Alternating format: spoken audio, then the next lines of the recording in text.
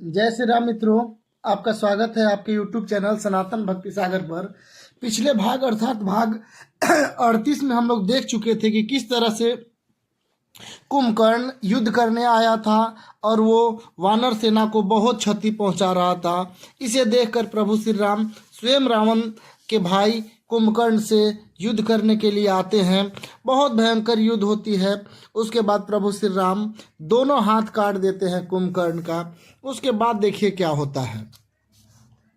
करी चिकार घोर अति धावा बदनु पसारी, गगन सिद्ध सुर त्रासित रहा, हा हा होती पुकारी। वह बड़े जोर से चिंघाड़ते हुए मुंह फैलाकर दौड़ा।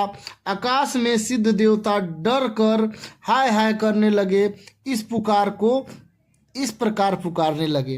अर्थात जब उसका दोनों हाथ कट जाता है कुंभकर्ण का, तो वो अपना मुंह फैलाकर जोर से चिंघाड़ते हुए दौड़ता है। आकाश के देवता भी डर कर हाय हाय पुकारने लगते हैं। ऐसा देखिए हुआ। उसके बाद अगला चौपाई है।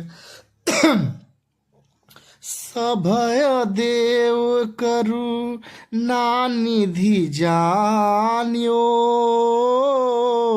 श्रवण प्रजत सरा सनुतान्यो, बिसिखानि कर निशिचर मुख भरेऊ, तदपि महाबल भूमि न परेऊ। अर्थात करुणा निधान भगवान देवताओं को भयभीत जाना।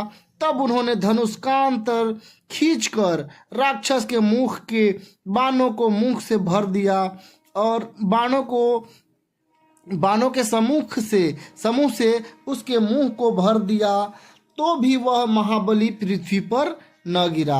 अर्थात जब प्रभु श्री राम देखते हैं कि सभी देवता डर रहे हैं, तो उन्होंने एक भयंकर तीर अपने कानों तक तानकर उसके पूरे मुख को तीर से अर्थात बाण से भर दिया।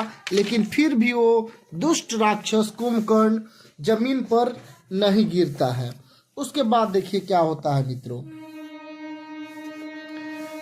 सरन्ही भरा मुख सन्मुख धावा,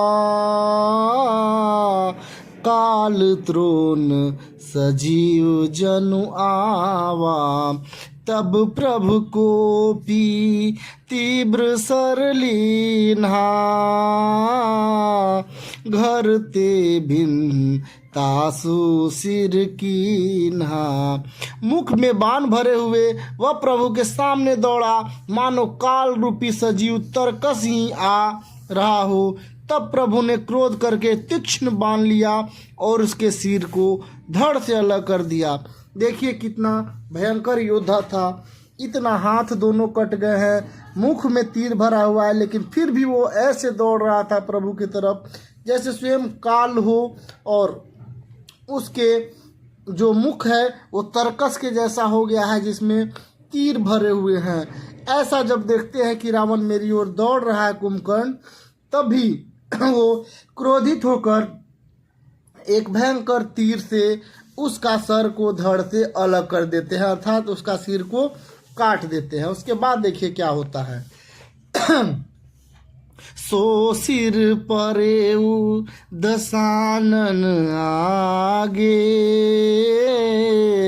बिकल भयऊ जिमी फनी मनि त्यागे, धरनी धसई धर धाव प्रचंडा, तब प्रभु काटी किन्ह दुई खंडा। वह सिर रावण के आगे जाकर गिरता है। उसे देखकर रावण ऐसा व्याकुल होता है जैसे मणि को छूट जाने पर सर्प जब व्याकुल होता है। कुंभकर्ण का प्रचंड धड़ दौड़ा जिससे पृथ्वी धंस जाती है। तभी प्रभु ने काट कर उसके दो टुकड़े कर दिए। अर्थात जब प्रभु श्री राम उसके सिर को काटते हैं तो वो सिर जाकर रावण के पास गिरता है। तो रावण बहुत व्याकुल हो जाता है, क्योंकि उसे कुंभकर्ण पर बहुत भरोसा था, क्योंकि वो जानता था कुंभकर्ण कितना शक्तिशाली है। वो वैसे ही व्याकुल हो जाता है जिस तरह सांप अपने शरीर से मणि के निकल जाने के बाद व्याकुल होता है।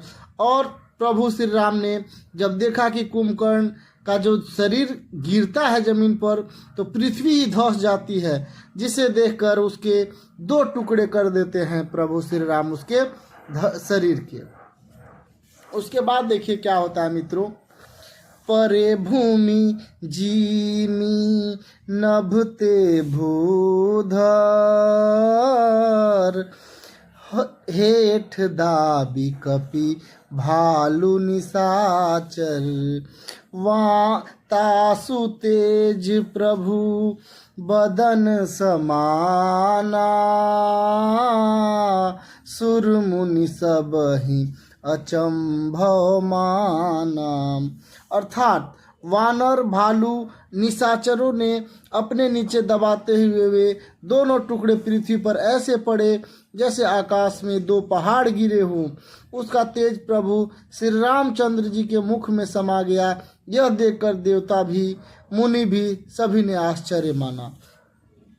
अर्थात वानर भालू उसके नीचे दब जाते हैं जब कुंभकर्ण गिरता है। 2 जो टुकड़े हो गए थे और उसके शरीर से जो तेज निकलता था वो प्रभु श्री राम के मुख में समा गया, अर्थात उसकी मृत्यु हो गई। आत्मा प्रभु श्री राम में समा गई। और ये देखकर सभी जो देवता थे वो आश्चर्य करने लगते हैं। उसके बाद का चौपाई है, देखिए क्या है मित्रों। सुर दुदुम्भी बजावहि हर सही, स्तुति करहि सुमन बहुबर सही, करी बिनती सुर सकल सिधाए, ते ही समय देव ऋषि आए। देवता नगाड़े बजाने लगते हैं, हर्षित होते और स्तुति करने लगते हैं, बहुत से फूल बरसा रहे हैं। विनती करके सब देवता चले गए। उसी समय नारद जी भी आ गए। उसके बाद देखिए क्या होता है। गगनो परी हरि गुण गन गाए, रुचिर वीर रस प्रभु मन भाए, बेगी हतहु खल काही मुनि गए, राम समर मही शोभत भये।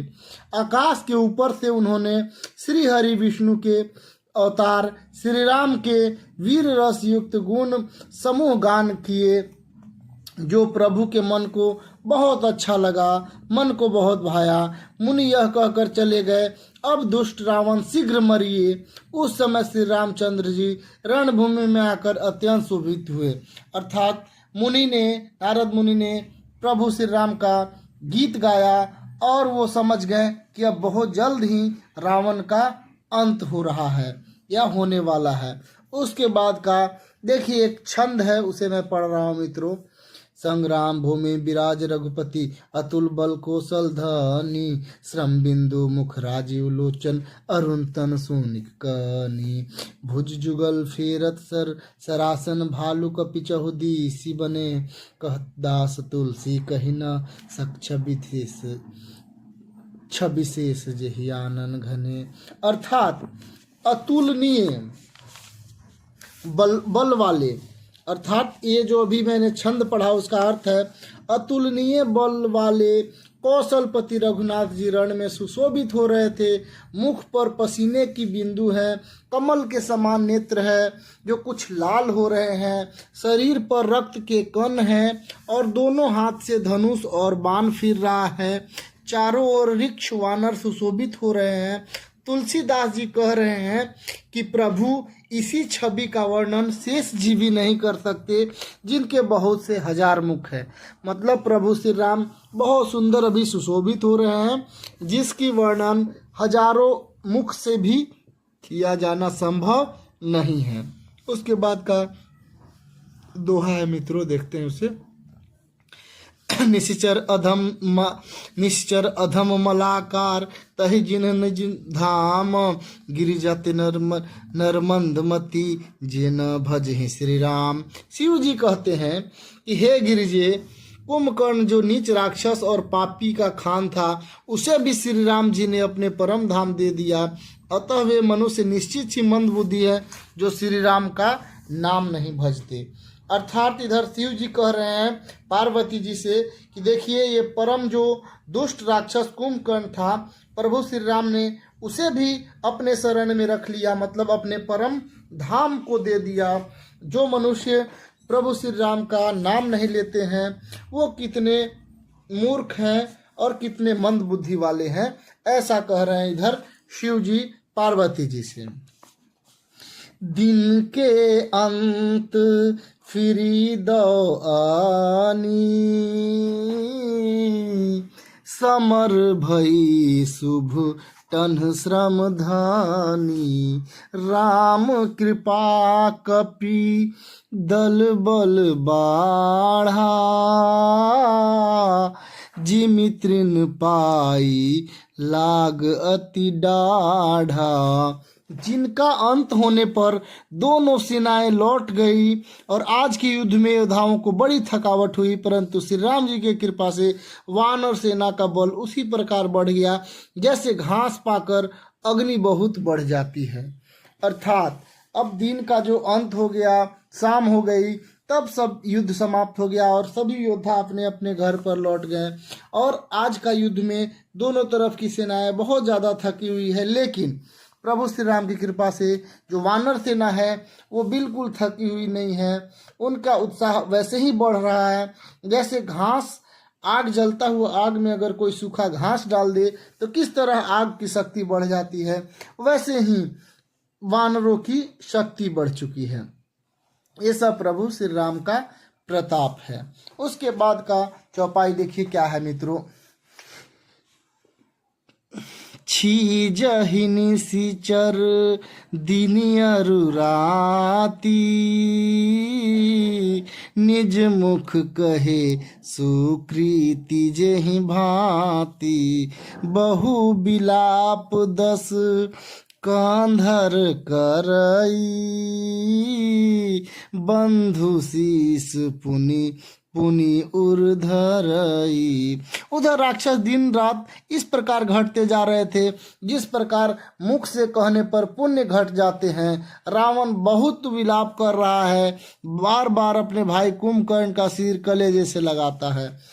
अब युद्ध तो इधर समाप्त हो गया दिन का, लेकिन उधर रावण जो है, रावण की तरफ के सेना दिन प्रतिदिन घटते जा रहे हैं।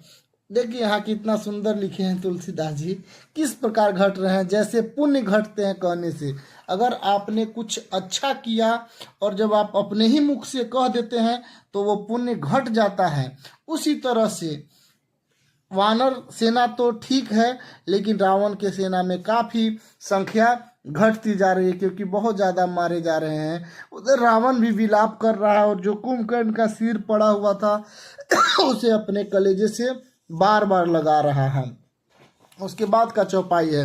रावण ही नारी हृदय अति पानी, तासु तेज बल विपुल बखानी, मेघनाथ तेहि अवसर आयऊ, कही बहु कथा पिता समझायऊ। स्त्रियां उसके बड़े भारी तेज और बल को बखान करके छाती पीट पीट कर रो रही थी। उसी समय मेघनाथ आता है और बहुत सारी कथा कहकर पिता को समझाता है, ढाढ़स बंधाता है।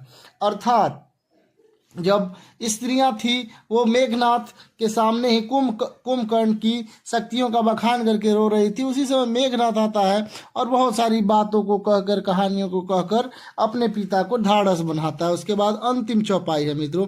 देखे हूँ काली मोरी मनुसाई, अब हूँ बहू का करो बड़ाई। इष्ट देव से बल रथ पायऊ, सो बल तात न तो ही दिखायऊ। और कहता है मेघनाथ कि कल मेरा पुरुषार्थ देखिएगा, अभी अपनी खुद से बड़ाई क्या करूँ। हे तात, मैंने अपने इष्ट देव से जो बल और रथ पाया था, वह बल और रथ अब तक आपको भी मैंने नहीं दिखाया है। अर्थात मेघनाथ कहता है कि देखिए, कल मेरा शक्ति देखिएगा और पुरुषार्थ देखिएगा, अब मैं अपना खुद से तारीफ क्या करूं। लेकिन मैं आपको बताता हूं पिताश्री कि मैंने एक ऐसा शक्ति प्राप्त किया है जिसके बारे में आपको भी पता नहीं है, कि मैंने अपने इष्ट देव से एक रथ और बहुत सारी शक्तियाँ प्राप्त की है, जिसके बारे में मैंने अभी तक आपको नहीं बताया है, लेकिन आपको दुखी हो देखकर आज मैं बता रहा हूँ। तो अब देखिए अगले भाग में किस तरह से मेघनाथ युद्ध जाता है और क्या होता है। और मिलते हैं मित्रों अगले भाग में। आपका प्यार और सपोर्ट के लिए आपको बहुत बहुत धन्यवाद। जय श्री राम।